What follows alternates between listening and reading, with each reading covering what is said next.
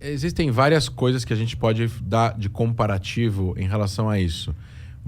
Uma força como os Estados Unidos, com a influência e tudo mais que eles têm, você entrar num país, você sair é muito complicado. Você sair, por exemplo, do Japão é muito complicado, porque existem forças americanas no Japão até hoje. O Japão é soberano, mas depois que o Japão perde a Segunda Guerra Mundial, e o Japão era um país muito agressivo e muito perigoso, assim, dizem até que se não tivesse tido Hiroshima e Nagasaki, a Segunda Guerra Mundial, para o Japão, tinha durado mais 2 anos. E teriam morrido milhões de pessoas. Então, assim, não estou justificando a bomba atômica, mas alguns especialistas falam sobre isso. Aí os Estados Unidos ocupou o Japão, e aí ele explicou para o Japão, olha, vocês perderam a guerra, é dessa forma que vocês vão reconstruir o país para ter uma democracia e para evitar que existam líderes japoneses que voltem. O Japão era um império, né? Tinha um imperador, era uma ditadura, etc. e tal, e a partir daí se tornou uma democracia. Mas isso foi através de ajuda dos Estados Unidos. Só que o Japão tinha uma cultura embaixo disso, tinha centenas de anos, tinha União Nacional, tinha uma cultura educacional que podia ser transformada para educar a população, a paz, etc. e tal. A Alemanha, mesma coisa. O Afeganistão não tinha isso. Uhum. Então, assim, eles têm uma certa responsabilidade em relação a isso. É a mesma coisa que a ajuda militar. Se eles se comprometem agora, por exemplo, em dar ajuda militar para o Iraque, e eles também tiraram Saddam Hussein, etc. e tal, existe um governo iraquiano, xiita agora, que é a maioria do país, 60%, e existe um exército e por aí vai. E existem sunitas radicais que fazem atentados contra os xiitas e vice-versa. E os Estados Unidos ainda estão no Iraque e existe muita ajuda militar ao Iraque. Se eles simplesmente retirarem essa ajuda, eles têm uma responsabilidade das consequências que essa ajuda gerou nos últimos 20 anos, nos últimos 18 anos. Se eles tirarem essa ajuda do dia para a noite, o exército iraquiano pode sucumbir e, eventualmente, tudo que eles fizeram pode cair em mãos de outros. E o que aconteceu agora é que os Estados Unidos venderam muitas armas para o exército afegão. Eles construíram um exército com ajuda americana de 300 mil homens. Muitos fugiram, muitos desertaram, muitos foram embora. E muitas bases afegãs que estavam 100% armadas com armamento americano caíram na mão do Talibã. Então o Talibã agora está com rifles, antimísseis, tanques, carros, até aviões que eles nem sabem pilotar, porque eles não têm know-how de força aérea, na mão do Talibã. Inclusive teve uma foto que tinha um avião brasileiro. Então existe alguma chance de acontecer uma puta guerra ou vai ficar nesse clima tenso assim para sempre? Olha, se o Talibã não violar, por exemplo, o que foi dito, né, não atingir pessoas de fora do país, não começar agora a fazer execuções em massa. Por exemplo, se eles pegarem agora... A gente está na idade da internet, então tudo é muito fácil de ser publicado, né? Até o Talibã conseguir controlar a internet no país vai ser muito difícil. Então, a Coreia do Norte faz isso muito bem. A Coreia do Norte não tem... Nada sai da Coreia do Norte sem que o governo não veja. Sim. Mas é porque a Coreia do Norte nunca teve caos, sempre foi controlado. Então, o Afeganistão, nos últimos 20 anos, tinha internet livre. Então, se alguém tweetar de lá, estão executando pessoas nas ruas, vão tirar uma foto, o mundo vai começar a ver isso. E isso não vai pegar bem para o Talibã. Eles estão querendo ganhar legitimidade. Eles não estão querendo que ninguém invada eles.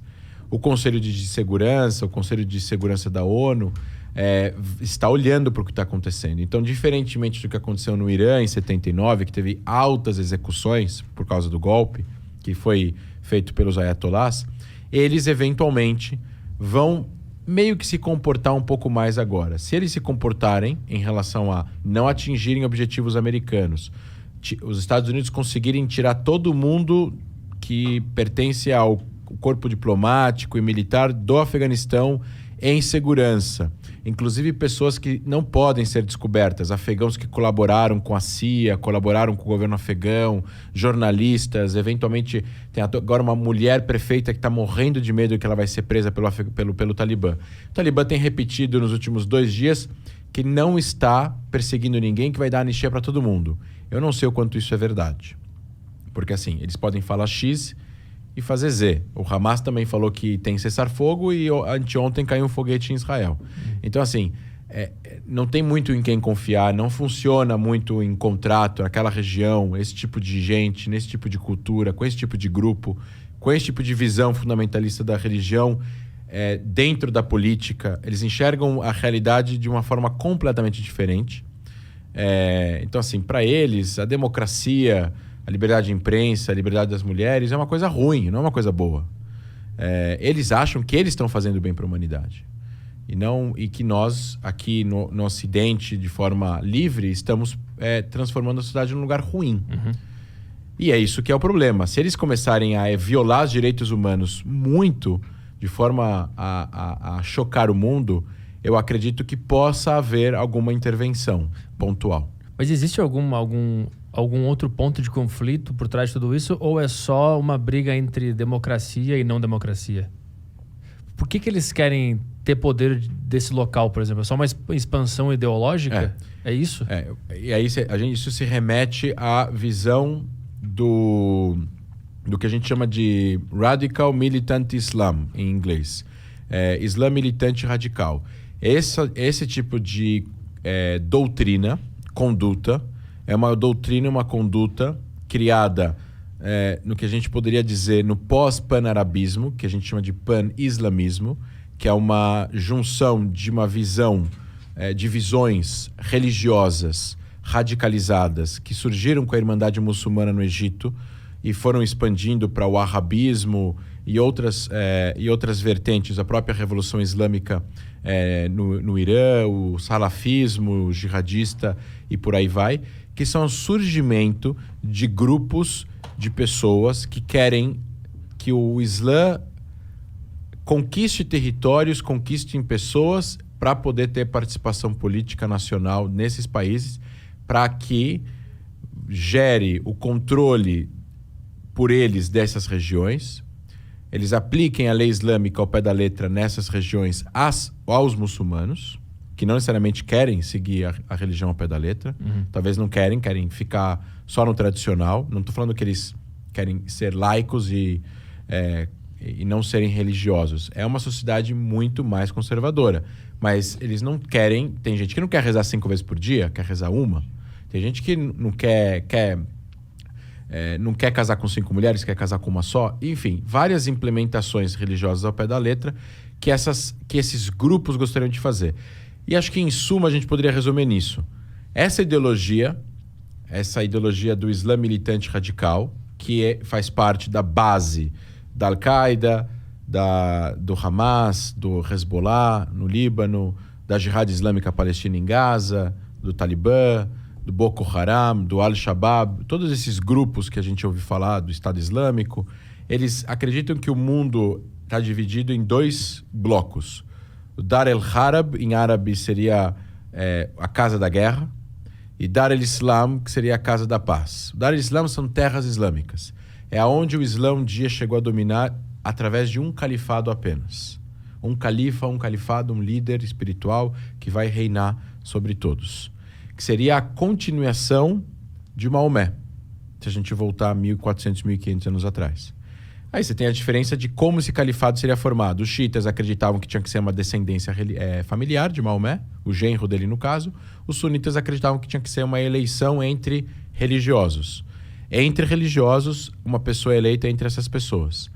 Aí os que não acreditavam na linhagem familiar foram e mataram o genro de Maomé, e daí surgiu a diferença entre xiitas e sunitas. Essa a ideia era conquistar, a ideia da Al-Qaeda era essa, inicial. Eles vão atingir, e quem são esses países? Então, assim, para eles, para o Talibã, para a Al-Qaeda, para o Hamas, os países que são geridos por pessoas não religiosas, por presidentes, por reis não religiosos, ou eventualmente por reis que são amigos do Ocidente, são inimigos do Islã e precisam ser derrubados. Então, Israel não tem o direito de existir por esse motivo. Israel não é muçulmano.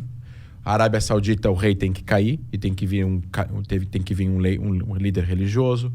Ou, eventualmente, a Síria, o presidente sírio, Assad, o ditador sírio, para o Estado Islâmico. Por isso que o Estado Islâmico combatia o presidente sírio, porque a Síria não era um país religioso, era um país livre. O Egito, por isso que existem ataques de grupos terroristas jihadistas no Egito contra o exército egípcio, porque o Egito também é dominado por um governo mais ou menos funcional, amigo dos Estados Unidos, amigo da Europa, um país que funciona com as regras que nós conhecemos de fronteira, cidadania, direitos de voto, alguma coisa male funcional ocidental. Esses caras, eles têm interesse de que tudo isso fosse destruído e que uma coisa só surgisse como União Islâmica, através de um controle da religião, porque a religião ela tem as respostas políticas. Então não há separação qualquer de igreja e Estado. É uma junção total dos dois. A Constituição é a lei religiosa e assim por diante. Então, quem sustenta esses países? Quem são os amigos desses países? Os Estados Unidos e a Europa.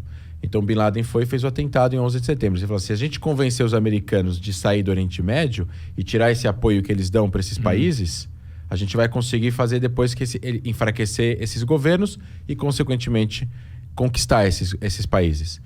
Então, ele vai e faz um atentado contra o inimigo longínquo, que é os Estados Unidos, para combater o inimigo próximo, que é esses governos. Foi um aviso para os Estados Unidos, sai daqui. Exato. Que eu quero esse território. território. Aí, o Estado Islâmico fez o contrário. Ele falou, não, vamos primeiro conquistar territórios, vamos fazer um califado, Estado Islâmico no Iraque e na Síria, ISIL, Islamic State in Iraq and Syria, e aí a gente vai...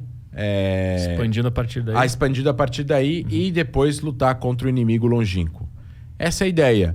Então, Emirados Islâmicos do Afeganistão, ele denota uma islamização do país que é mais importante do que a etnia, porque eles são Pashtun. E os Pashtus, eles são 40%, mas eles não estão falando Emirados Pashtus do Afeganistão. Eles não estão falando República do Afeganistão, eles estão falando Emirados Islâmicos do Afeganistão.